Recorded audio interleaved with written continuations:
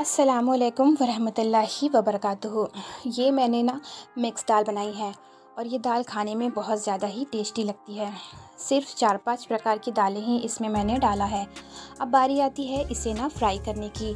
Fry करने के लिए मैंने एक छोटी सी प्याज ली है और 2-3 लहसुन लिए है, उसे छील लिया है और अच्छे से काट लिया है।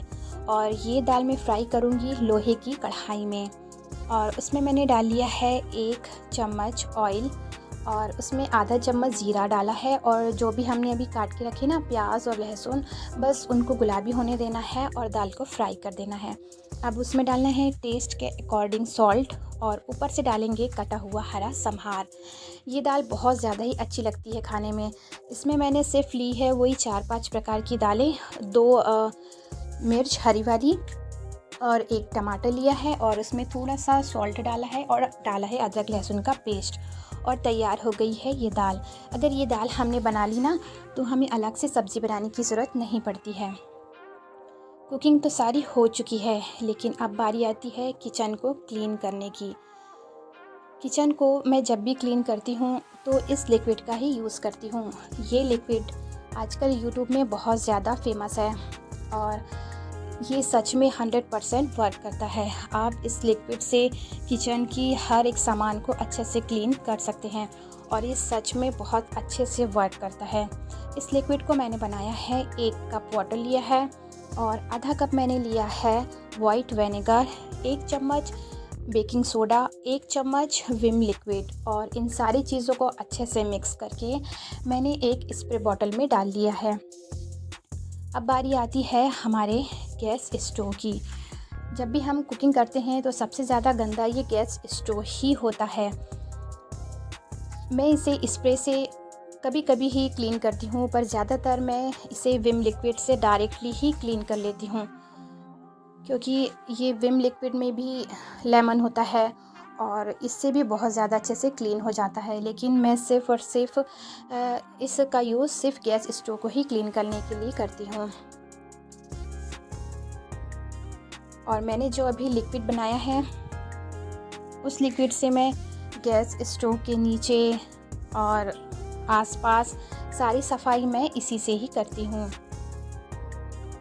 आप भी एक बार ये स्प्रे ज़रूर बना के देखिएगा और मुझे कमेंट्स बॉक्स में बताइएगा कि क्या आपका किचन काउंटर मेरी तरह क्लीन होता है या नहीं। और मुझे तो नहीं लगता कि आप ये कहेंगे कि क्लीन नहीं होता है।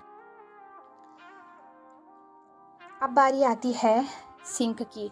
सिंक में बहुत सारे बर्तन पड़े हुए हैं, पर बहुत नहीं कह सकते, थोड़े ही बर्तन पड़े हैं, क्योंकि मेरे घर में मेड आती है और सारे बर्तन वही साफ़ करती है। लेकिन ऐसे बहुत सारे बर्तन होते हैं जो मैं मेड को नहीं देती, वो मैं खुद ही क्लीन करती हूँ।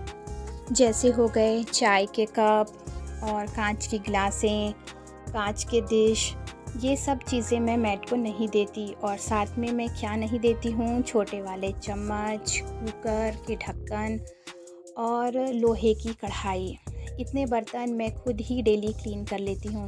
और ये मैंने ली है वो खुशबू वाली गोली, जिससे कि सिंक में हमेशा खुशबू आती रहती है।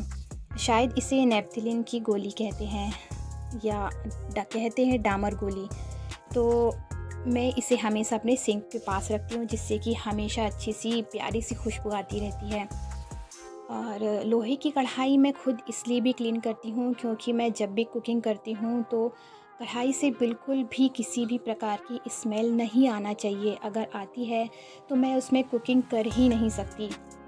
इसलिए ये लोहे की कढ़ाई को मैं खुद ही अपने हाथों से बहुत अच्छी तरह से क्लीन करती हूँ और सारे बर्तनों को यहीं सिंक में ही क्लीन कर लेती हूँ और फिर उन्हें जहाँ के तहाँ सामान को रख देती हूँ। मेरी ना एक आदत है कि मैं जो सामान जहाँ से निकालती हूँ वहीं पर ही रखती हूँ। ये शायद अच्छी आदतें ना मेरी अम्मी ने ही मुझे सिखाई हैं, जिससे ना काम करना बहुत ज़्यादा ही आसान हो जाता है और किचन ज़्यादा ना बगड़ता भी नहीं है, मतलब बिखरता भी नहीं है। और ये जो मैं लिक्विड का यूज़ करती हूँ ये विम लिक्विड है। इससे ना बर्तन बहुत अच्छी तरह से क्लीन होते हैं। और यहाँ का जितना भी काउंटर है उसे मैं पानी से ही क्लीन करती हूँ, कभी कभी स्प्रे का भी यूज़ कर लेती हूँ। जब भी हम कुकिंग करते हैं तो हम बार बार नल को यूज़ करते हैं, जिससे इसमें तेल मसालों का दाग लग जाता है। तो इन नलों को भी मैं डेली ही क्लीन करती हूँ, जिससे ये हमेशा साफ़ सुथरे और वाइट रहते हैं। इतनी सफाई तो मेरे ख़्याल से सभी लेडी को अपने घर में करना ही चाहिए। हम जितने टाइम कुकिंग करने में लगाते हैं, मेरे ख़्याल से तो उससे कम ही वक्त लगता होगा किचन को क्लीन करने में। और ये मैं सिलिकॉन के जो स्पून है उसे ऐसे ही हैंग करती हूँ टाइल्स में। और ये छोटे छोटे मैंने जो ये चम्मच और ये बड़े चम्मच ना मैं इसी में ही रखती हूँ, बड़े वाले पॉट में और छोटे पॉट में। और ये जो लोहे की कढ़ाई है उसे मैं तुरंत ही एक कपड़े से पोंछ लेती हूँ और उसमें लगा लेती हूँ ऑयल। ऑयल लगाने का फ़ायदा ये रहता है कि उसमें ना जंग नहीं लगता और कुकिंग करना बहुत आसान होता है। अब जितने भी मैंने कप और ग्लास सब क्लीन किए हैं उन्हें मैं हमेशा इस ट्रे में ही रखती हूँ और उस ट्रे को फ्रिज के ऊपर रखती हूँ, किचन काउंटर में नहीं रखती हूँ। फ्रिज के लिए भी मैं उसी स्प्रे का ही यूज़ करती हूँ। बटन को ऑफ़ कर देती हूँ। ऑफ़ करना बहुत ज़्यादा ज़रूरी होता है सेफ्टी के लिए। उसी लिक्विड का यूज़ मैं कर रही हूँ अपने किचन की विंडो को भी क्लीन करने के लिए। जब भी हम कुकिंग करते हैं तो इन विंडो में ज़रूर तेल मसालों के छींटे ज़रूर चले जाते हैं, छोटे छोटे दाग लग जाते हैं और उनको क्लीन करना बहुत ज़्यादा ज़रूरी होता है, वरना वो बाद में बहुत ही मुश्किल से क्लीन होते हैं।